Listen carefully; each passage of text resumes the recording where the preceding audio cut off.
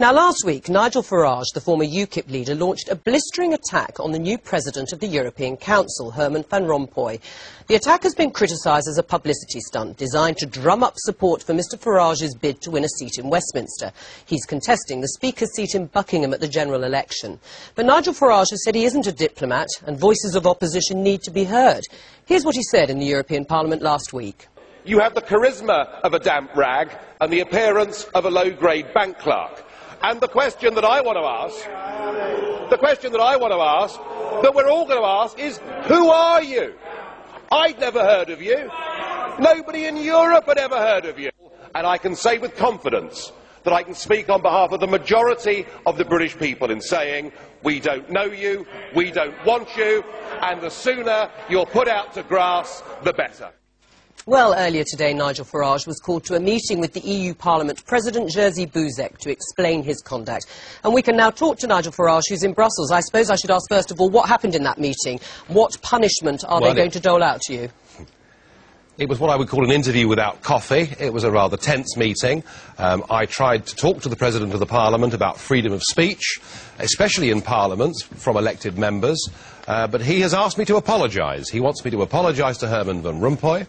He wants me to apologise to the European Parliament. And he wants me to apologise to the people of Belgium. And are you going to do that? Comprehensive list. Are you going to do that?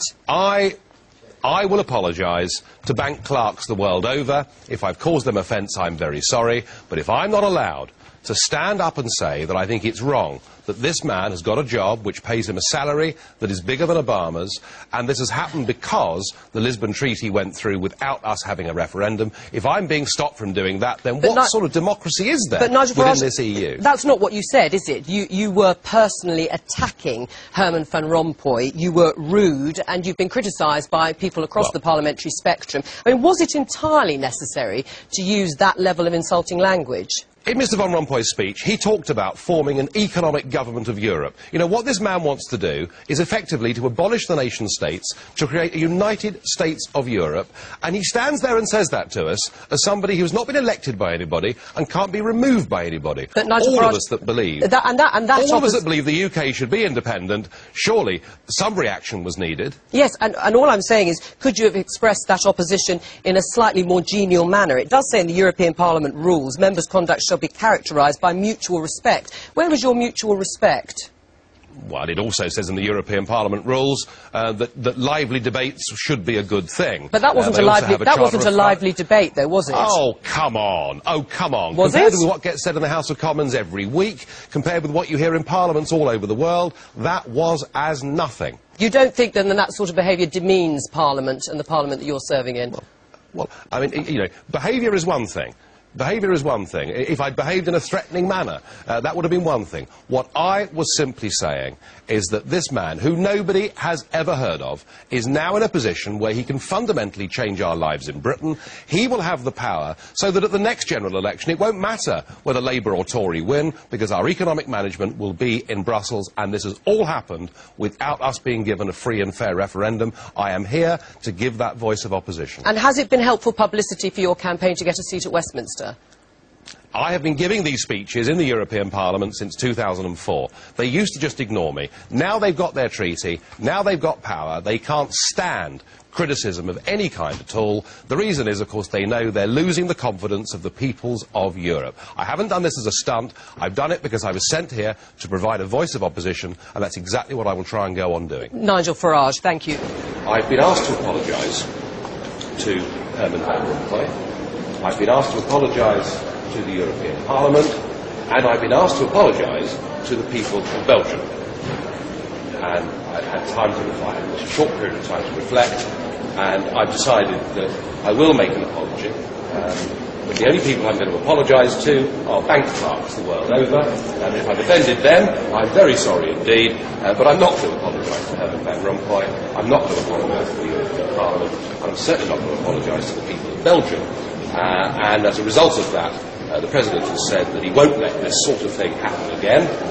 What a democratic institution this is, isn't it? He won't let it happen again, and he will let me know shortly what my penalty will be. So I am assuming that he will suspend me for a period of time from the Parliament.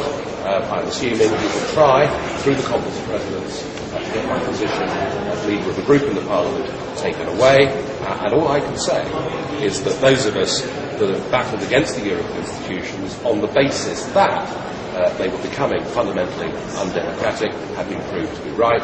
I have not used unparliamentary language. I have not incited dislike or hatred. I have merely expressed an opinion, and in doing so, there is now actually a debate about who is Herman Van Rompuy, why is he being paid more than Obama, and just what powers has he got. And I'm not going to apologise for what I've said. It sparked a debate right throughout the European Union about these institutions. But you insulted him. I don't think that's insulting. I mean, compared with the sort of insult that I've had in this Parliament from the leaders of the other groups, I don't think that the two compare. And frankly, what Mr Van Rompuy wants to do is to take away from us our democracy and our rights of self-government. We can't do that without us as elected members coming back and saying we're not very happy about it. Did you not regret at all what you said about Belgium? Well, I mean, look, what I said about Belgium is as nothing compared to the current Belgian Prime Minister, Mr Le Pen, who himself said in August 2006, he said that the French speakers didn't have the intelligence to learn Dutch, and he said that all that united the Flemings and the Walloons was the king, football and beer.